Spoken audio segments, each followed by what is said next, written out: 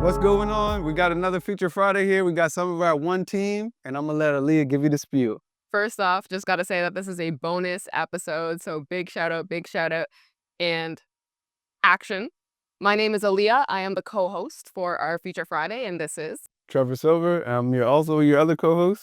And just before we get into it, we just wanted to give a big shout out yet again to Shift Key Labs for their ongoing collaboration and support. That does not go unnoticed, and thank you so much for your collaboration through all 12 plus the 13th episode.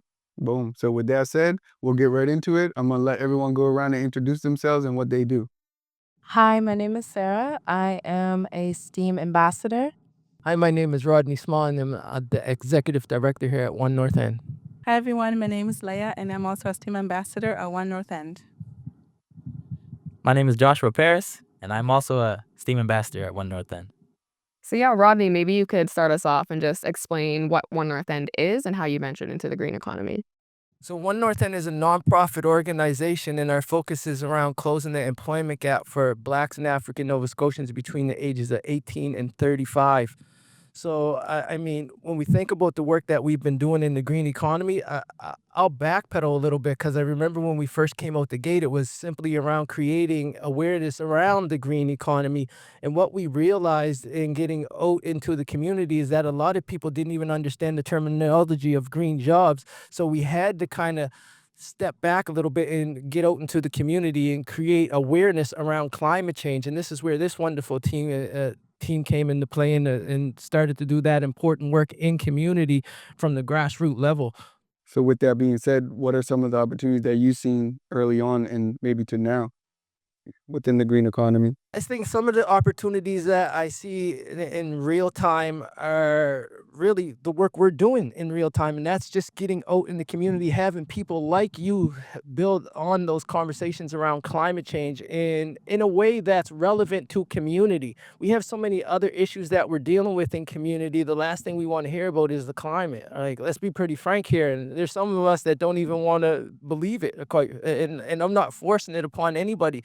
The work we do is really around creating awareness of the fact that, guess what, there's a lot of jobs in this economy, and for us, our work is to close that employment gap. So if we can create awareness around those jobs and start building capacity in certain areas, then that would be phenomenal. And then when we look at some of the lower hanging fruits that are within that economy, we're talking about energy retrofits.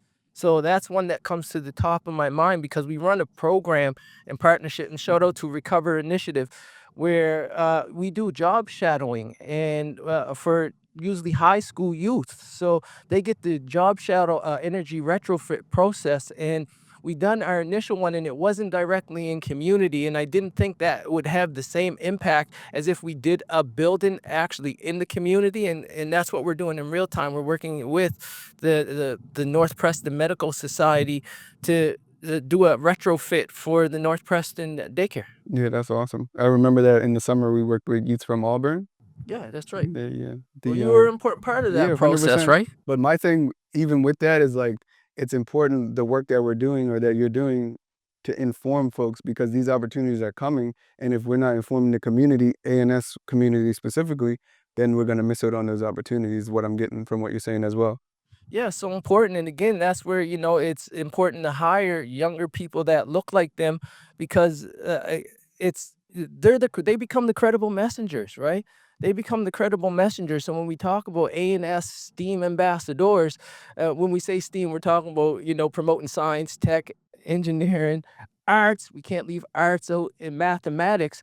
But all these things intertwine when we think of climate change. Like when we're talking about climate change, there's a science to that. All right. So how do we take these conversations and build on all of those things that I just mentioned? And I think that's what this team has been doing very well by getting into the schools and then coming into the community and having those authentic conversations that become pretty relevant to the people that we're connecting with.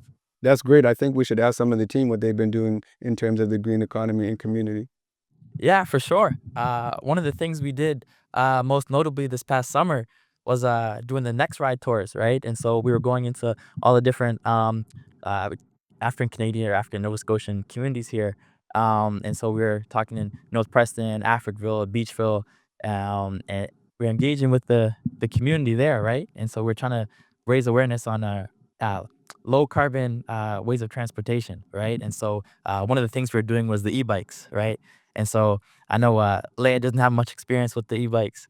Um, or do you? I sure do. Yes, I do. She definitely does. And so one of the things that I was doing was really driving the bikes around, engaging with the youth, and even some of the older folks as well, trying to tell them about like these are bikes that we can use to kind of travel around in place of a car, right? Because there's a motor that propels it, and it runs on an electric battery, right? So talking about decreasing the carbon, right? And so not less emissions and stuff like that. And so that was a lot of fun doing that. I can touch more on it later, but I'll just slide it over to Sarah. I know she was doing a lot of work as well with the Clean Energy Equity Network, right? And so they also played a big role in how we kind of facilitated this summer. Okay, yeah. So I am the representative of one for this Clean Energy and Equity Network, and basically this network serves as a space for other organizations who do community engagement and work um, around the green economy and promoting awareness. And it basically serves as a space for us to share strategies, lessons, challenges that we could all work through, and most importantly, relevant information that other organizations can use and benefit through the work that they're doing. Yeah, so that's a little bit about SEEN. And Leah, maybe telling us about the work that you do and Yeah, so I can definitely speak to, we worked on the climate challenge for everybody over the school year. And it basically gave us students chance of them to talk about different ways that climate change impacts the different communities in their area. And so the students that participated in this challenge ranged from elementary to junior high to high school. So we had three different categories, and there's also a $2,500 cash prize. And we did manage to have a couple winners. And so with that piece, it just comes about like the importance of educating the public on, say, climate change and spreading more awareness in underserved and underrepresented communities. And I'm glad that the students got to have that platform to explore that as well. Yeah, definitely. I had a lot of fun promoting the challenge as well. Drafting the posts. I also serve as the social media manager for One North End and A&S Lab. And so yeah, I had a lot of fun, making the posts, trying to reach the students as well, right? Because it's still you want the students to be interacted with it, right? Not just like a parent having to go and tell the child, oh, I saw this on the media. And so really trying to reach them, kind of engage that audience. And so that was a lot of fun seeing the submissions that came through. A lot of hard work and dedication was put into them. And so I really enjoyed how the youth connected with the challenge. My question to you guys: what do you guys find was the biggest motivator to get the youth excited about the challenge? Honestly, I think the biggest motivator was the monetary contribution. The $2,500, right? That's a huge motivator. When you're talking about a significant amount of money as a student, right? You're thinking, you could be in high school or even junior high thinking about post secondary or future aspirations, and getting a nice chunk of money like that could really kind of help you propel kind of, I don't know, an entrepreneurship drive that someone might have, right? And if you're an elementary student, well, then you just won the lottery. And so, you know what I mean? So, exactly, right? We could see them celebrating with the check. So, I think that's gonna make a big impact on their life moving forward because they were kind of incentivized to learn, but now they're gonna be able to educate their friends and tell their friends about this challenge that they did. And maybe next year you got more people entering, then it's more of a challenge, even bigger challenge to, you know what I mean, serve to educate the broader community. yeah, I definitely agree. I think especially how we were able to display the winners at the Tribe Leader Summit and the Scene Summit as well. I know Sarah had a nice part in announcing the winners, and so if she wants to touch on that quickly and how she kind of displayed that. Yeah, I had a great opportunity of co-hosting with a partner, Indigenous partner, who is also a representative of SEEN. And yeah, it was really fun. question. So what do you guys feel like, just out of curiosity, is like the biggest learning experiences you've had with these different engagements? Like for instance, you co-hosting engaging community with Next Ride, just engagement and facilitation. I think the approachability aspect, And so when you're going up to people, you're kind of like just cold approach, right? Trying to talk to them, get them interested in something that they may not have thought about before, right? Especially talking about climate change, many of us don't even recycle, right? Or have just recently become to recycle, right? And so it's approaching someone in a way that they're gonna receive your message, right? They still want to talk to, what I'm saying, having a smile on your face, talking to an adult and getting them interested, but as well, kind of paraphrasing uh, your approach to a child, right? And trying to talk to them and say, "Hey guys, this is something you could do, right? Like bikes are cool. You like bikes? Okay, well, come try it." You know what I'm saying? Ride the e-bike. And so it's like they get a chance to experience that, right? And so it's a lot of fun getting to know people and getting to see them trying out things for the first time, right? And seeing their level of interest, right? And so that was a great experience for me. And definitely just trying to be as approachable as possible, right? Being a connector. I'm just kind of selling the pitch, right? So that's what I have. What do you have, Leah? Um, I'll probably say I think it gave everybody a chance to be a part of something bigger than themselves. Like even for me too, that's probably my biggest one was having the chance to help guide and like lead people when in like having these important conversations and giving them the platform or the space to address a lot of these concerns or barriers that they're experiencing in their community. So I will definitely say, yeah, giving them the platform, but then also remembering that they're part of the vision, they're part of the change, and I'm here for it. For me, it's probably just learning different perspectives and experiences because I'm not initially from communities, so it's definitely a different. It's a learning experience for me. Yeah. So maybe we could touch on the next ride tours, because a bigger part of the next ride tour is not just the e-bikes. Can you tell us about that? Who wants to talk about that? Yeah, definitely. It's definitely bigger than the e-bikes, right? And so Nextride also has a fleet of electric cars that they allow people to kind of test drive, right, and kind of get that experience with a new vehicle, right, and say, okay, this is a way of clean transportation. And so that was fun as well because not only are we engaging the youth with the bikes, but we're able to talk to the adults and the older population and talk about, hey, like this could be your next ride, and that's one of their slogans, right? And so, that was a lot of fun as well, right? And getting that experience, seeing how the bikes are, seeing how the cars have all this new technology, right? And how it's all these special features to kind of maximize efficiency and stuff like that. And so, Aaliyah, if you just want to touch on that quick. I mean, on top of that, you covered a lot of good stuff with Next Ride. I know I'm co-hosting, but I'm also going to engage in this conversation because I've been working with Rodney for like 4+ years now and been doing some of that work. But yeah, with Next Ride, also beyond just the electric vehicles, we had surveys that we had to make and print out and give out. And on those surveys, there was questions about like climate change beliefs. And that was something that really stood out where some people they believed in it avidly, and there were some that were just opposed to it. So there were some themes across communities, and there was also some differences and outliers. Another thing as well is the barriers that also exist towards green transportation, e-transportation, and stuff like that. So we also explored some of those barriers where some communities were saying this was a barrier and XYZ, and then also proposing potential solutions, like for instance, let's say carpooling in different ways that could be solutions to being more greener and more low carbon. Actually, fun fact, a lot of people didn't even know the terminology of low carbon.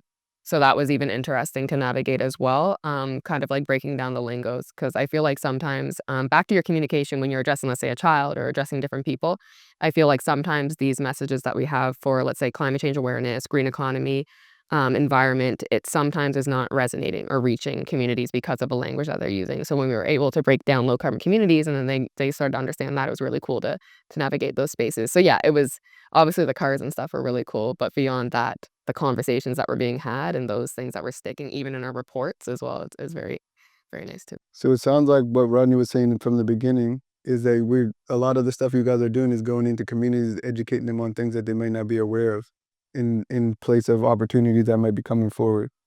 Yeah, no, definitely, definitely. It's a lot of education. It's also learning as well, I think, from community too. It's like a two-way street. Like I feel like initially going in, I'm like, okay, like we're going to be teaching this, and that. But actually, I've learned so much from community that like informs future approaches that we'd have to community and just the way that we navigate those conversations as well.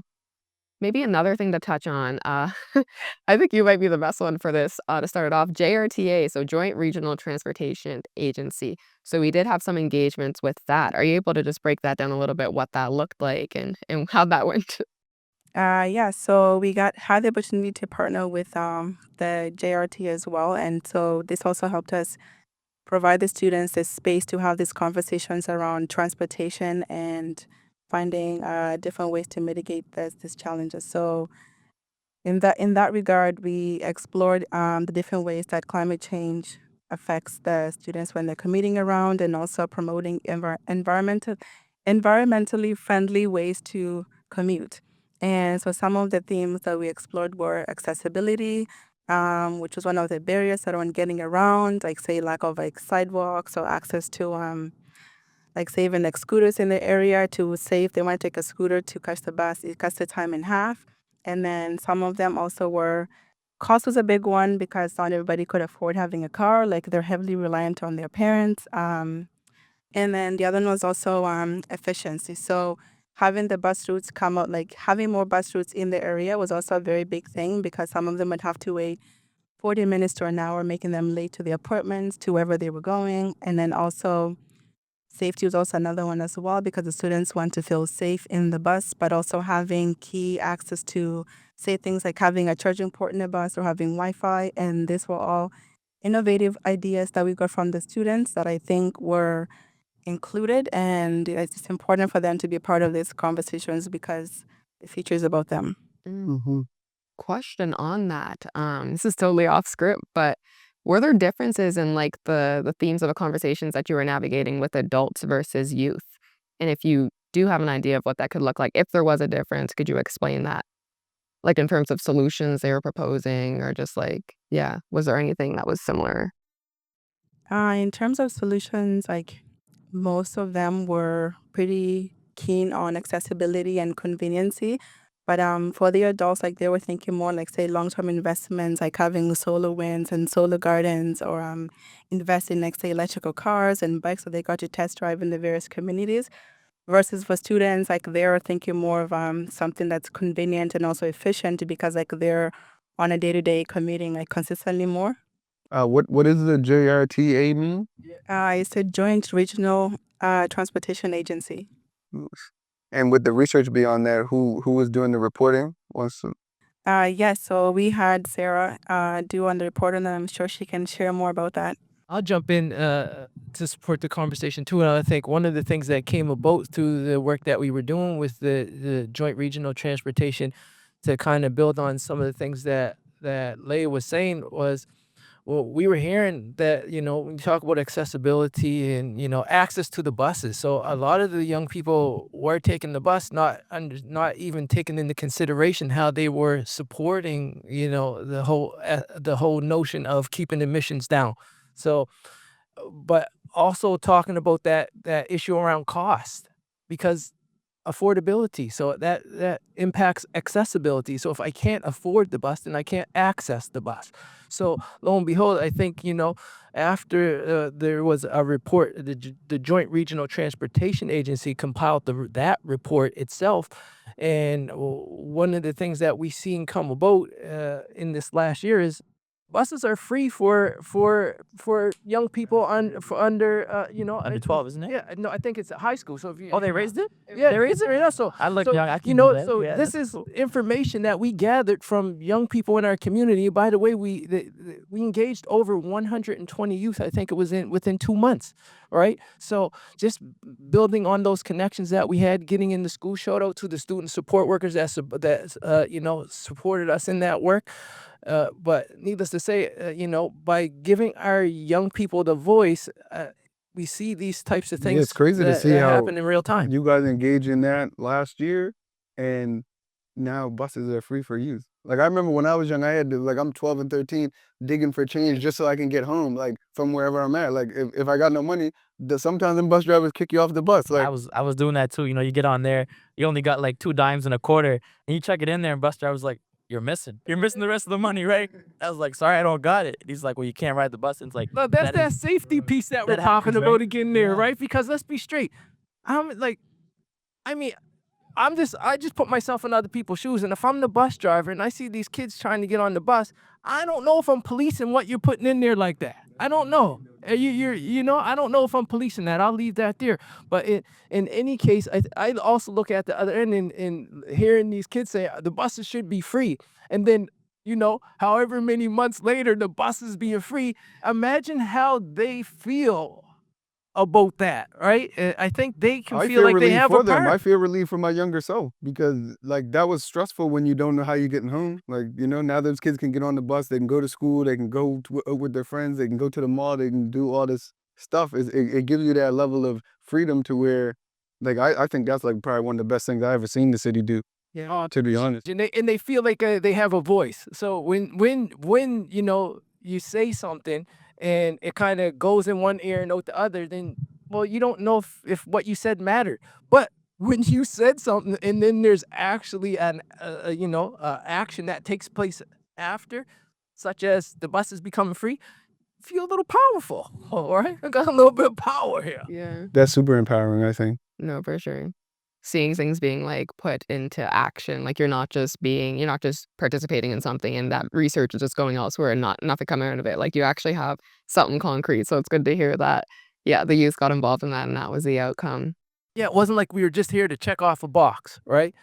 We see a lot of that happening, but I think when we see the things like that, what we just mentioned, where the youths were given a voice, the people paid attention, and an action was taken. I think we got to applaud that type of stuff. 100%. I think is important for the youth because the empowerment aspect is them, like what you're saying, just to reiterate, they literally voice their opinion, they voice how they felt, and then they seen the change probably within that or the next school year. So it's like, even if it didn't correlate, or even if the decisions were made outside of that, that's empowering alone. Mhm. And back to Josh's point where he said like the monetary incentive, I feel like also that empowerment like kind of gives another form of incentive. Like when you're saying something and you're seeing these like policies or things being put into action, especially at the young age, that in itself I feel like motivates the youth as well. But yeah, Sarah, maybe speaking to like the reporting, because obviously to get those things to happen, we have to report on what's found and then have things come out of it. So maybe just speaking to your experience with that. Yeah, so currently, we've analyzed the low carbon community survey responses. So we have nearly 900 people who have responded to the survey. We've been collecting these surveys for, I think, about nearly 2 years now. So through the transportation engagements at the high schools and through Next Ride was a big one for us because we got to go to majority of the Black communities and African Nova Scotian communities. With all the surveying and the data that was collected, what were some of the results? So with the results, currently compiling a report with all the communities' responses on ways we can mitigate climate change in their respective communities. All right, so speaking to the reporting, what were some of the questions that were on these surveys that you were gathering information from? Yeah, I can jump in there. I had to ask these questions a lot. So the first one was pretty much like, do you know what climate change is, or have you heard of climate change? And most people have, right? So quick, yes. The next one was like, do you believe in climate change? And then you get some surprising answers, right? So okay, people don't believe. Okay, I'm not gonna judge, right? But then you continue on, you ask them, okay, um, do you know what a low carbon community is, right? And that's the one that stumps most people, right? And they sit there like low carbon community, right? And so that was somewhere I was able to kind of explain it to people, right? Say, okay, low carbon community is one where it's you think of the carbon in the atmosphere, right? And so all the emissions that we produce that goes up into the ozone layer, right? It's like you're trying to decrease the carbon or the methane gas that's going up there that contributes to global warming. So yeah, so people were really receptive to explanations on that, right? And so it was fun to kind of tell them, well, okay, this is what low carbon communities are like. You pretty much know what it is, you just haven't heard it phrased this way, right? And so that's a big thing is like the literature that our communities are reading, right? And it's like how can we make it more inclusive as well?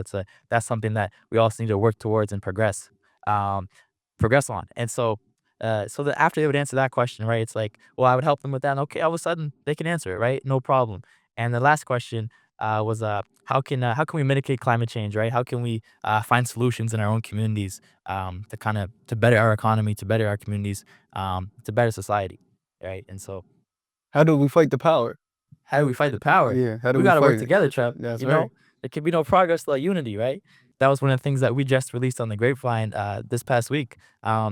Teeth that do not work together cannot bite, right? And so you think of like well, when you're chewing food, right? If you got like 3 teeth, it's pretty hard, right?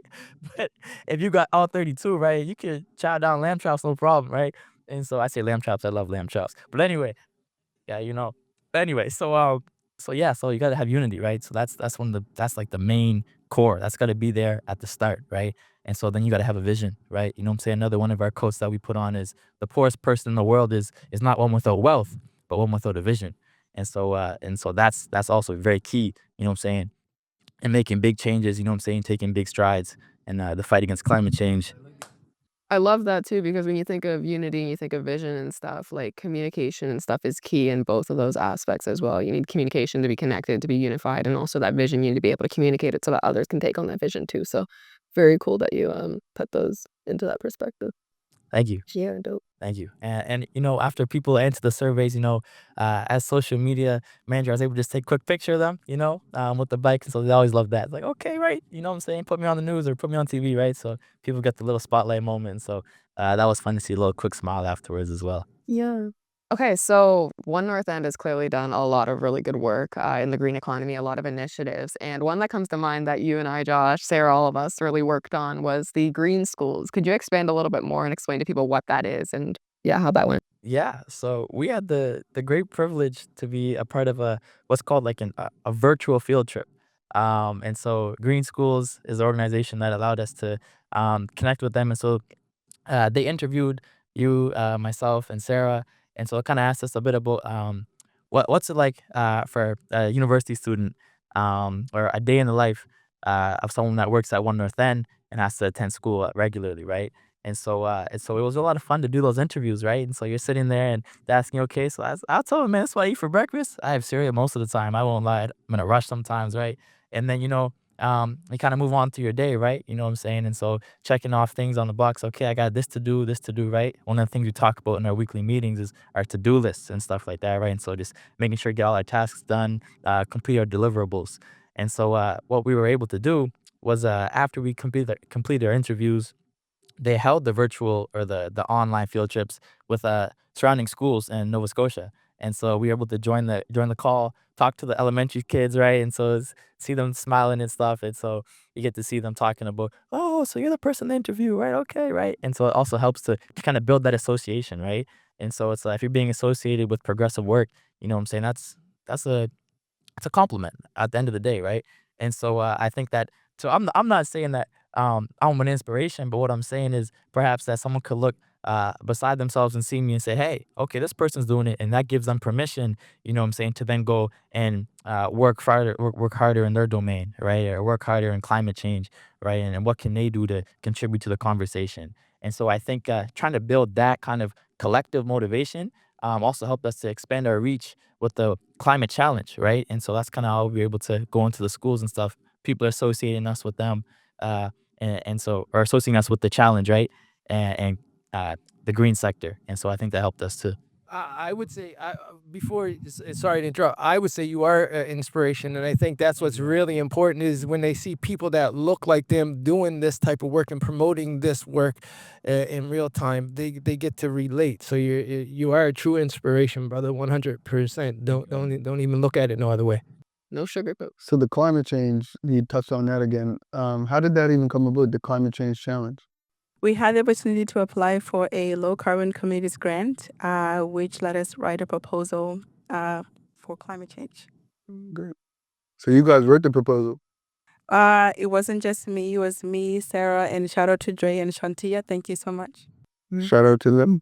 And I think it speaks to in real time, we're talking about the work that they're doing in community, but also the work that's happening right at one where we're creating that platform for, our younger people to have the autonomy to explore writing proposals and build on these really important skills that ultimately become transferable as they build their professional careers. So, I was extremely excited when they were writing that proposal. I remember firsthand when the first step in writing the proposal was putting in a expression of interest, and their expression of interest was accepted pretty quickly. And I remember because I got the email, came back to the info at one email, and I couldn't wait to tell them that their grant that they wrote was successful, right? At least the first step. So, I think that work definitely needs to be recognized. And again, shout out to the other two that are unfortunately are no longer with us, but had the opportunity also to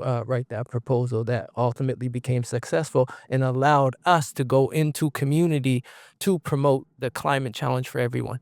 So you mentioned like working with the youth and yeah, working with youth to do the work that they're doing. And one thing that stands out with me, to you, Rodney, is that you work with youth. Like I remember when I was reaching out to Josh and I'm like, yo, like hire students, really like builds transferable skills, helps you on a professional level, the things that you learn. So maybe my question to each and every one of you is what's it like working on a team where youth are at the forefront of the work that you're doing, the power that comes with that? What does that mean to you? I feel like since we're all youth, we're all learning together, we're all growing together. Like a safe space, like a learning space. And Exactly, yeah. very cool. What about you, Josh? I think it's been an amazing blessing. It's showing me how a workplace is supposed to feel, what it's supposed to look like, the environment that we create here at One North End, because we all contribute to it. We all bring a lot of value to the table. It wouldn't be the same without any one of us, right? And so I think the collaborative nature that we have, this kind of family oriented meeting style and the way that we converse with each other is really refreshing. It's really shown me like when I'm older and I work in another establishment, I want to have this, what I'm saying? I want to have this kind of this family in my workplace, right? And so it allows your work not to feel like work. When you feel when you like what you're doing, it becomes less of a job and more of a passion, more of an interest, a hobby, right? And so and it helps you to kind of dive deeper into your work as well, right? When you have positive feelings associated with it, psychology shows, like you tend to produce better work, you perform better. And so I think that the environment we have at One North End has been truly amazing. That's very come from a true science student. What do you think, Leah? Yeah, it's definitely important to have a conducive work environment, but also just having that support and having the space to come together and co-create and cultivate, like say, innovative ideas, and just having that support from both Rodney and also from Trevor. It's been amazing. Like it's hard to not excel when you're in such an amazing space like that.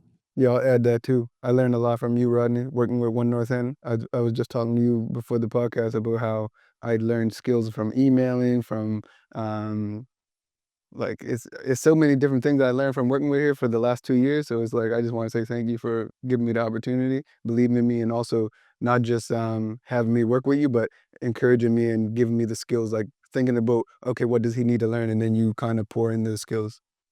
When you see me like maybe dropping the ball somewhere, you're there to encourage. Just want to piggyback off of that as well. Thank you as well. When you picked me up to do the work, I had no like professional experience in that lens. So you taught me a lot of like transferable skills, like you said, the email etiquette, that 48 hours. Sometimes I still struggle with it, but teaching me those things, just like yeah, different like small little things. Networking was a big valuable skill as well that you've taught me as well. Your network is your net worth, the same that Rodney's been saying from time.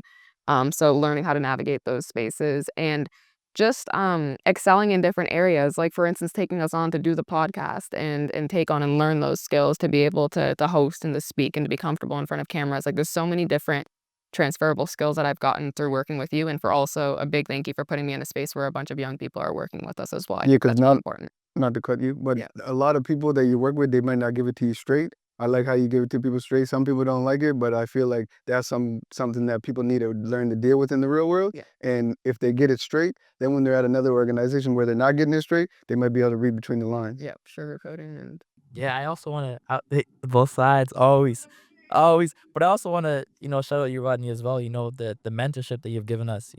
And me personally, it's been great. And I really appreciate it. All the times like you've taken the time to kind of go through the steps with us. What I'm saying, make sure we understand exactly what we're doing and why we're doing it, right? And so it's not just about building other transferable skills, but also refining the skills that we have, right? And so you've allowed me to refine my networking, my public speaking, and my outreach ultimately, right? And so I really attribute that to you, and I'm really thankful for it.